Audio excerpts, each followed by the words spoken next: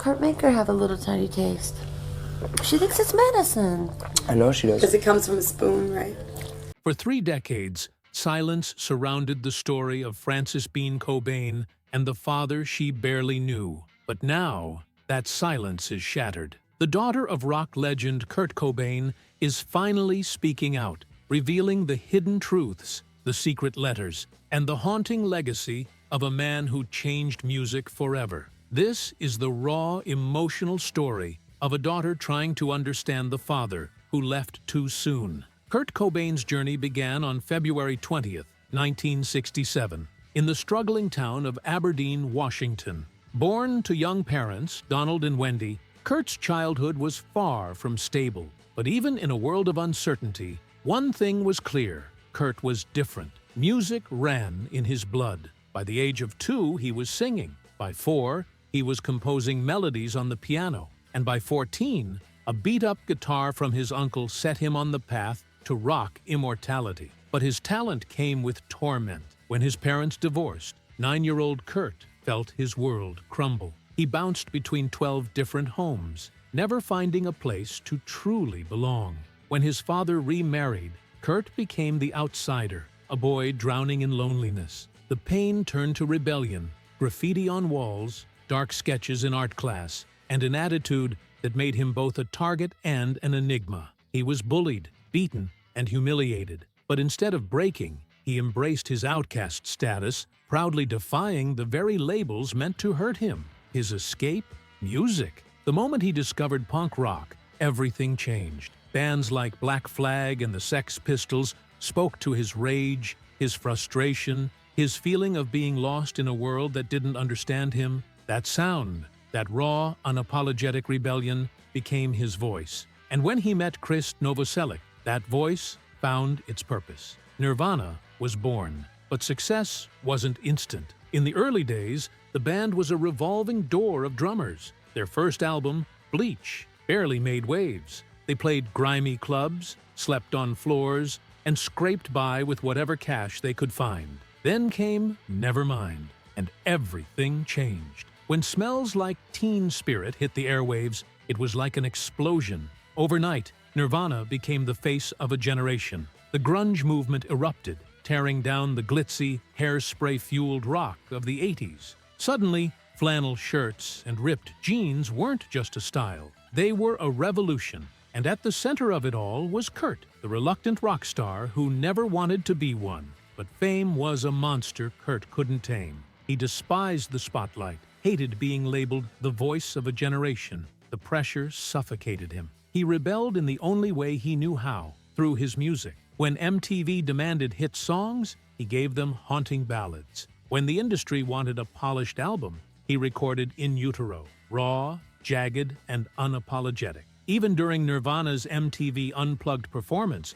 instead of playing their biggest hits, he chose obscure covers, a quiet rebellion against the machine that was trying to own him. Yet behind the music, his personal battles raged on. Addiction, depression, the weight of expectations. He was drowning, and the world watched, helpless. His relationship with Courtney Love was a storm of passion and chaos. The media tore them apart, scrutinizing every move, every whisper, every struggle. And then came the most haunting moment, the birth of their daughter, Frances Bean Cobain. For Kurt, fatherhood was a paradox. He adored his daughter, but he feared becoming the very thing he resented, an absent, broken figure in her life. He wrote her letters, filled with love, with warnings, with dreams of a future he hoped to be part of. But his demons were relentless. And on April 5th, 1994, at just 27 years old, Kurt Cobain took his own life, leaving behind a legacy that would haunt the music world forever.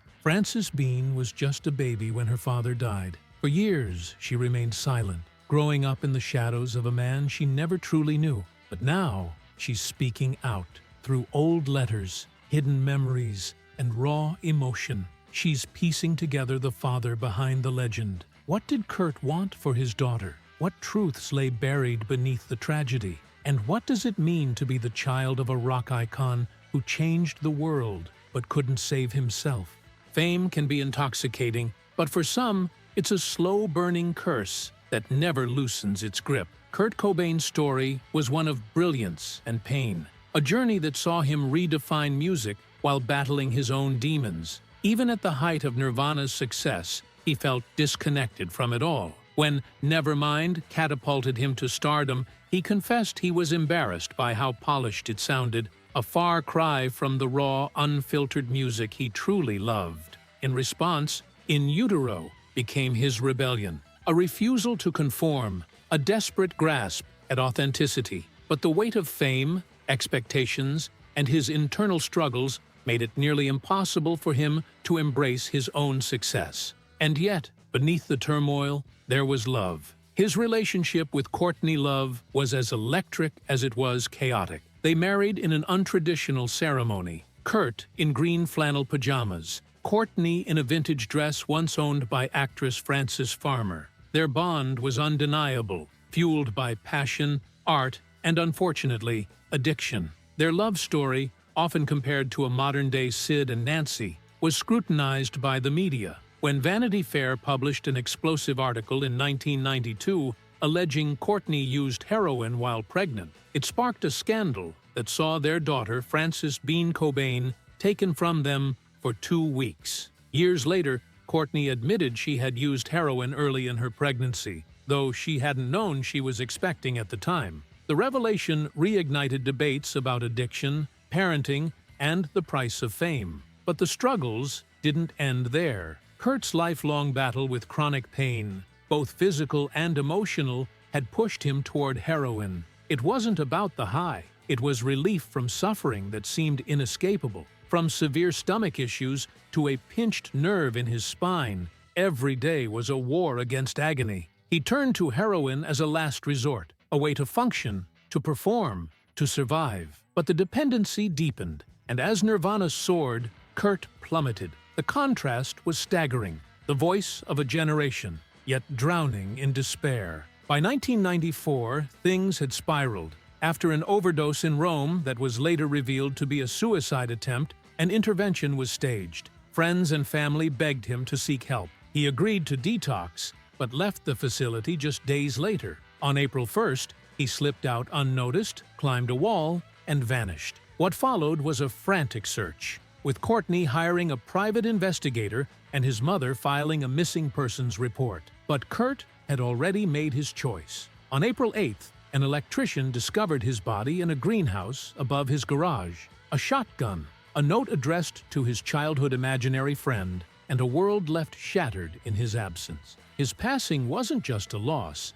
it was a wake-up call that echoed through the music industry and beyond. 3 decades later, his daughter, Frances Bean Cobain, continues to navigate the weight of her father's legacy. On the 30th anniversary of his death, she shared an emotional tribute, reflecting on the absence that shaped her life. She spoke of grief as a lifelong companion, a teacher of resilience and perspective. In an Instagram post, she quoted a letter Kurt wrote before she was born. "Wherever you go, or wherever I go, I will always be with you." A haunting reminder of a father she never truly knew. But with inheritance comes responsibility. Court records revealed Frances was earning over $100,000 a month from Kurt's estate. Yet the financial burden wasn't as glamorous as it seemed. Managing wealth tied to loss was a complex struggle, one she described as feeling like a debt she could never repay. Over time, she took control,